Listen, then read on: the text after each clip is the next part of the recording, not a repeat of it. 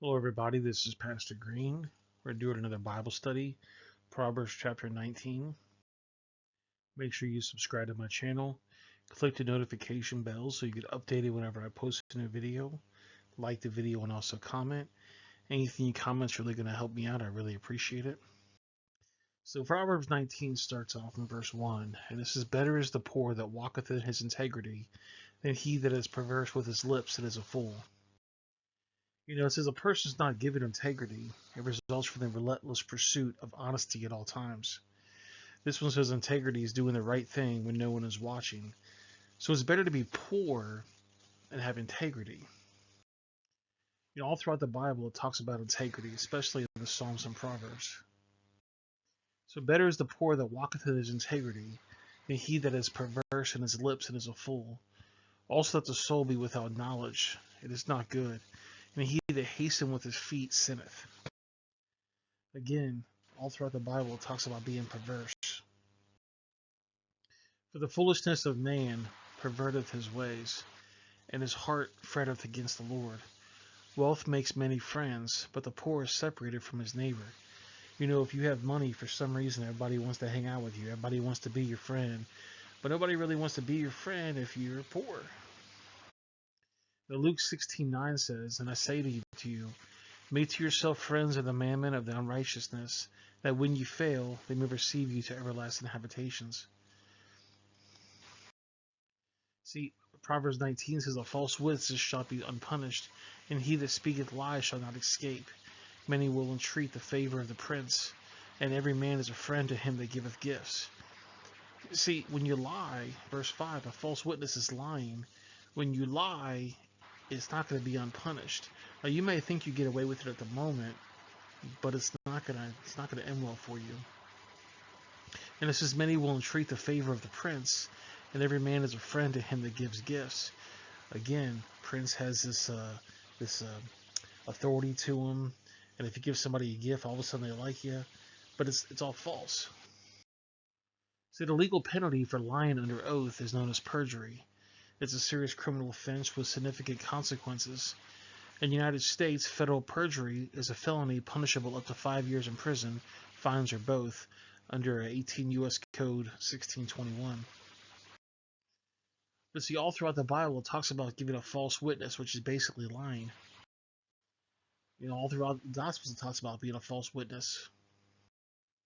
Proverbs 19:7, "And the brethren of the poor do hate him. How much more do his friends go far from him? He pursueth them with words, yet are wanting to him. He that getteth wisdom loveth his own soul, and he that escapeth understanding shall find good." You see, all the brethren of the poor hate him because he's poor. They don't want to be around somebody that's poor. And he tries to convince them with his words, and they're like, "Yeah, I don't know about that." But if you have wisdom, you love your own soul, and you have understanding, you found something good. Because a false witness shall not be unpunished, and he that speaketh lies shall perish. Delight is not seemly for a fool, much less for a servant to have rule over princes. See, in the Bible, it talks, or in the dictionary, it talks about seemly. It's, good looking or handsome, agreeable, fashioned, conveniently proper. It's something that looks good. It sounds good. It looks good. It's something that you're looking forward to. How can you tell if your boss is an idiot? I love this picture. Proverbs 19:11, "The discretion of a man deferreth his anger, and it is his glory that passes over a transgression. The king's wrath is at the roaring of a lion, but his favor is the dew upon the grass." See, a good king is mean when he needs to be, but also loving when he needs to be. A foolish son is the calamity of his father, and the contentions of a wife are continually dropping. See, if you have a son that keeps messing up, you kind of get sad about that. And if you have a wife that's really contentious and drives you nuts, that's also not good either. See, all throughout the Bible, it talks about a foolish son. Sometimes you have to take your kid to a place to get him to see what reality could possibly be if he keeps up with his actions. Proverbs 19:14, "Houses and riches are the inheritance of the fathers, and a prudent wife is from the Lord." If you have a wife that's a good wife, that's a great thing. Again, all throughout the Bible, it talks about a wife and a good wife and a bad wife. Slothfulness causes into a deep sleep, and an idle soul shall suffer hunger. He that keepeth the commandment keepeth his own soul, but he that despises his way shall die. I love verse 15 there. It says slothfulness, or basically being lazy. Cast a deep sleep, and idle soul shall suffer hunger. If you're not out there working, you're not going to make money. If you're not making money, then you're going to be hungry. 2 Thessalonians 3:7 says, For you yourself know how ought to follow us. For if we behave not ourselves disorderly among you, neither do we eat any man's bread for naught, but wrath and labor and travail night and day, that we might be chargeable to any of you. Not because we have not power, but to make ourselves an ensample for you to follow us. 2 Thessalonians 3:10 says, For even when we are with you, we commanded you that if you would not work, you shall not eat. It's saying that don't be lazy. Go out there, do your job, do it to the best of your ability, and you'll get rewarded for it at the end by getting money that you can pay for your rent and pay for your food. Proverbs 19:17. He that has pity upon the poor lendeth unto the Lord, and that which he giveth will pay him again. Chastise thy son while there is hope, and not let thy soul spare for his crying. I love verse 18. It's saying if your child does something wrong, chastise them or punish them when there's hope. If you teach him right when he's young, he's going to grow up learning right. And don't let thy soul spare for his crying. So if he goes, oh, wah, boo-hoo, you don't go, okay, I'm going to give in. You say, I'm sorry you feel that way, but I still have to punish you. And you're hoping that teaches your kid how to behave in the future. See, Proverbs 13:24 says, He that spareth a rod hateth his son, but he that loveth him chastises him in bedtimes. Proverbs 22:6, Train up a child in the way he should go, and when he is older, he will not depart from it. Proverbs 23:13, Withhold not correction from the child, for if thou beatest him with a rod, he shall not die.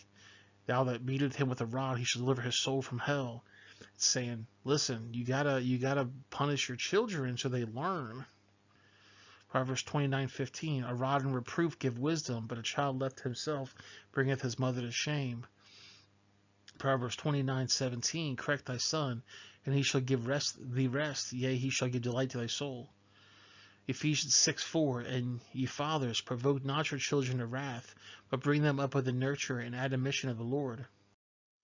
Hebrews 12:6 says, For him that the Lord loveth chastises and scourges every son who he receiveth.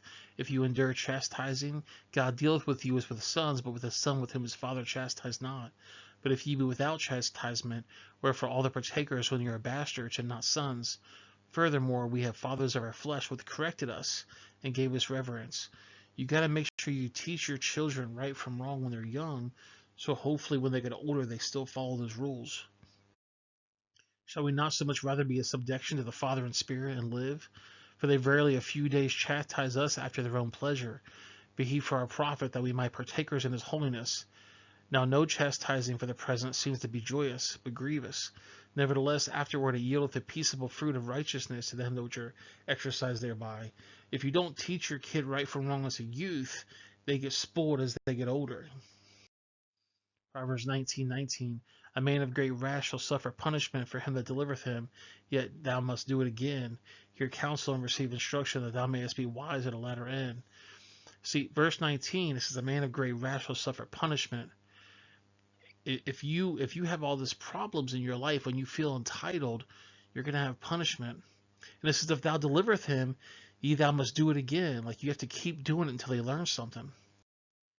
Son, you can help some people. If you bail them out, they'll get right back in trouble. You can't always help everybody. They have to learn themselves. Like NA and AA says, first thing you have to do is realize there's a problem.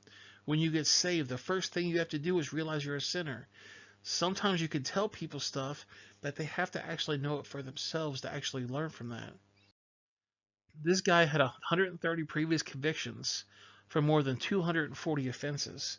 He's only 37 years old. He's included at least 10 convictions between 2011 and 2020 for assaulting emergency workers or carrying out assaults during thefts. He never learned. 130 convictions with 240 offenses? You think he would learn by now. So hear counsel and receive instruction, that they mayest be wise at a latter end.